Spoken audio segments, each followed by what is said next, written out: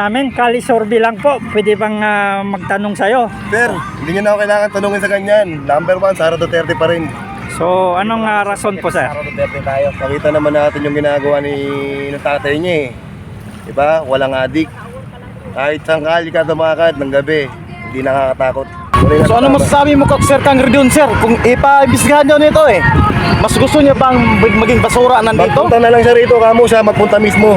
Personal, tignan niya yung ginawa ng ng Duterte ako. Deity mong batang Maynila ako. Nagsimula ako kila Lito Atienza, kila Alfredo Lim, kila Erap, kila Isko Moreno, kila Hani. Lahat yan, pinagdaanan ko yan. Kahit kay Mel Lopez pa, pinapot ko yan na mayor. Dati, hindi naman ganito kaganda eh. Talagang makikita mo, may dumi pa ng tao niya sa gilid. Sir, pwede lang mapasama kayo sa vlog namin. Kali Sorby lang po. Pwede bang magtanong sa'yo? Sir, hindi nyo na ako kailangan tanungin sa ganyan. Number 1, Sara Duterte pa rin. So, anong rason po, sir? Sara Duterte tayo. Pakita naman natin yung ginagawa ng tatay niya eh. Diba? Walang adik. Kahit saan kali ka tumakad ng gabi, hindi nakakatakot.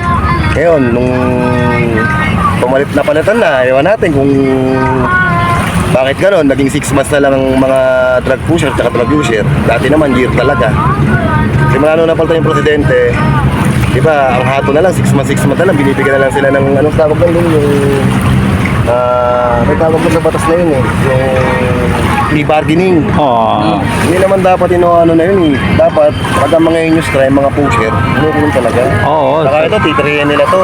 Ginawa ni Digong eh, ang ganda na. So sir, ang pinili mo ay si Sara Ayaw mo kang Leni Robredo. Bakit ayaw mo kang Leni Robredo? Alam niyo naman yun, naging vice president siya. Ano ba ginawa niya? Diba? At yung kay Sara Duterte, talaga may ginawa yung tatay. So, Kahit naman na, sorry hindi ako Dabaoin nyo, Manileño ako ha. Mapapasyal ka Davao, ang ganda. Pumasyal ka doon, makikita mo, parang ka nasa Singapore. Sobrang ganda. Ayun lang. so yung ano, sir, yung mga... Maganda yung ginagawa ng mga Duterte. Yung How mga... about you, ma'am? Duterte din? Yung binabato sa kanya na paninira. So, ano masasabi mo dyan, sir? EGK? Kayo Ang dami lumalabas Lahat na paninira against kay Sara. Simple lang naman yan sir eh. Kaya naman sila sinisiraan. Napakabango ni Sara for president next election. So siyempre, halimbawa ikaw, hahabol kang presidente, alam mong contender ka na malakas ka. Siyempre, kanyari ito, asawa ko, kalaban mo, masisira ka. Sisiraan ka hanapan ka ng butas. Katulad yan, hindi nila kaya sa susunod na eleksyon, kaya pinapa-impeach nila. So ano mensahe natin sir sa mga congressman, sir? Ay, no comment na lang po ako. Mapa-PI ko lang sila. So, ano na lang, yung mensahe natin sa taong bayan. Wala pa rin. Nasa kanila naman yung sino mapaboto nila eh. Basta lang nila ibenta yung boto. Ganun lang. Pag sila magpapasinaw na bibigyan sila ng 500 para lang ngayon ang boto. Prinsipyo pa rin. Kung sino yung gusto mo, kung ano yung nasa tama. So ano masasabi mo kay Sir Kangre doon, sir? Kung ipa-imbestigahan nyo nito mas gusto niya bang maging basura nandito? Magpunta na lang siya rito, kamo siya magpunta mismo. Personal, tignan niya yung ginawa ng ng Duterte ako. Deity mong batang Maynila ako. Nagsimula ako kila Lito Atienza, kila Alfredo Lim, kila Erap, kila Isko Moreno, kila Hani. Lahat yan, pinagdaanan ko yan. Kahit kay Mel Lopez pa, pinapot ko yan na mayor. Dati, hindi naman ganito kaganda eh. Talagang makikita mo, may dumi pa ng tao niya sa gilid. May makikita ko pa mga manat sa solvent. Although minsan nagpupunta ako dito sa breakwater ng araw. Magpapalo ko ng umaga, magkasama kami siyempre. Hindi naman kami makakapunta rito nang wala kaming kasama matatanda. So, anong puro mga nostalgia pa yung mga scavenger na nakakatakot minsan ng mga nagsasolvent. At least ngayon, makakalakad ka na maayos, pati mo malinis. Balikan natin yung si Tatay Digong. Anong pinaka nagustuhan mo sa mga kanyang pamamalakad? Lahat ginawa niya maganda. Walang pangit sa ginawa niya. Sundalo, tinasa niya ng sahod. Pulis, tinasa niya ng sahod. Tinanggal niya yung mga ninja cup. Yung lisensya ng driver, pinataas. Tinakasan niya. Yung passport, pinataas. Tinakasan niya, ginawa niya ng 10 years. Pero bakit sir ang sabi ng mga anti-Duterte leader daw sa pinaka-leader sa drug lord sa Tatay Digong? Paano magiging drug lord yung tao? Kaya nga source sa words ko, kaya nga pinakandami na bulong na tao eh. ang dami nagbagong tao, mga adik na wala. Wala nung 6 na taon ni Presidente Duterte, wala yung mga adik-adik na yan. Mabawasan. Eh ngayon, Laganap. makakita na ano, kahit sakali lang yung mga, anong tawag dito? Ay, yung mga... Solvent. Ang malakas pa ng loob, yung mga nasa kalye. Minsan, takip lang ng payong. Solvent boy. Hindi, yung mga mismong gumagamit sa kalsada. Hmm. Buti nga ngayon, nilinisan ni Mayor Isko Moreno eh. Tinanggal niya na yung mga nasa Osmeña Highway.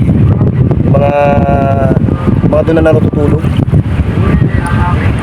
So sir, kung bibigyan ka ng tsansa ng mga kampanya para ka Bibisara, ano ang mensahe mo sa taong bayan?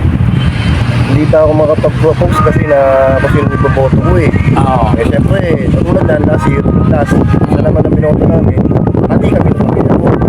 Syempre, pag-ilan nyo kami, eh, yung iba nag-experience sa amin. So in other words sir, hindi ka pa sure kasi baka tatakbo si Isko, parang gano'n, something like that. Kasi maganda rin naman yung ginagawa ng school. Pero kung doon siya papanig sa kabila, sorry. Saan ka kung papanig sa kabila, saan ka buboto? Sa Verde ako. Duterte. Lagi na lang Davao tayo. Pero ang pinakadabis sa sinabi mo kanina sir sa sinabi ko na yung panawagan sa taong bayan. Yung pinakadabis na sinabi mo yung wag ipagpapalit ng 500 yung boto. Wag tanong, wala rin. Lagi naman nangyayari pag-akumpanyaan eh. Opo. Hindi ba alam ng mga botante, pera din ng mga tao yun? Opo. Hindi naman pera ng kandidato yun eh. Tatawanan lang tayo. At saka wala kang karapatan na... Politiko ako. Sa example lang ha. Opo. Tingin mo, okay, ikaw na lang yung politiko. Palit na lang tayo kaya ako na lang yung simpleng mamamayan. Tingin mo ba, iisipin ko galing sa bulsa mo yun? Oo, hindi ako magbibigay ng sarili kong pera. Babawiin mo din sa kaban yun. Pero ito yung pinaka-dabis. Baka galing sa maleta yun. Tama, mali. So sir, base na rin sa mga news sir na di ba lumabas yung 18 Marines. Oo. Naniniwala ka ba doon sa 18 Marines? Naniniwala ako doon. Kasi unang-una, bakit nung una inahamon nila lumabas yung 18 Marines? Ba't ngayon lumutang na hindi nila pinapatawag? Tama, mali. Tama. Eh, umarap na yung mga testigo. Iniiba na naman nila yung... Dinadivert na naman nila yung strategy nila. So sa makatwid, mayroon talaga silang gustong pagtakpan. Bakit yun? Ano nga pala ang pangalan ninyo, sir? Pwede pong pangalan ninyo. Eugene, si Sir Eugene. Ay, isang issue pa sir. Nagsabi kasi yung ating presidente na everything is normal. Ano masabi natin dyan sir ngayon? Kanino? Kay... Normal daw ang Pilipinas ngayon. Walang problema. Everything is under control or something like that. Naman may problema eh. Abnormal lang tayo pag wala tayong problema sa sarili natin. Kahit naman ang bansa natin, dumadanas din ang problema eh. Hindi, kasi nagiging issue kasi dyan yung crisis, no? Yung crisis na nararanasan natin na pagtaas ng langis. Kaso nga lang, sobra-sobra ng ginagawa nila. Yung komento niya kasi sir, regarding yun sa issue ng gera at regarding na rin sa pagtaas ng presyo ng langis. Kaya, pero ang sinabi niya, everything is normal.